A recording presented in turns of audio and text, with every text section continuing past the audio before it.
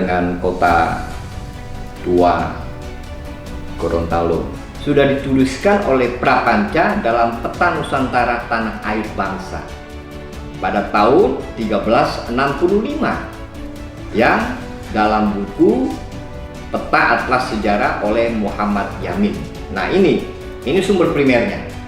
Kota tua di wilayah yang kita kenal ini, di wilayah teritori kota Gorontalo itu sebenarnya pada masa Sultan Botutihe itu pada abad ke-18 itu yang kemudian menjadi bagian peristiwa bersejarah yang cukup mencengangkan, dan itu ada di dalam manuskrip.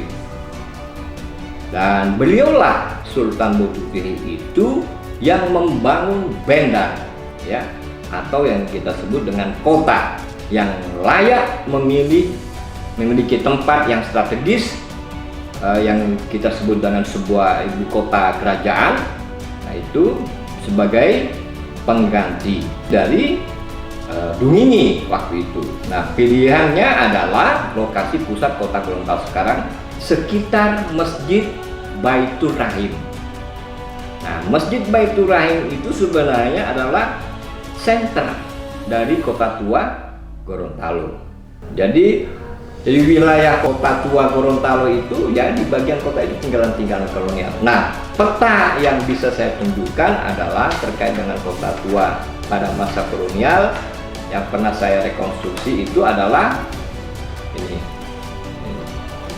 ini peta.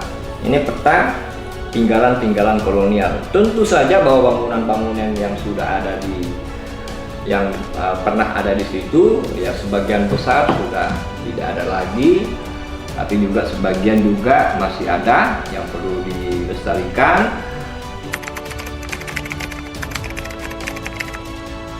Itu juga bagian daripada konstruk peta yang dibangun oleh Sultan Botutihe Bendar Gorontalo itu. Jadi kalau lagi mau ingin melihat terkait bagaimana wilayah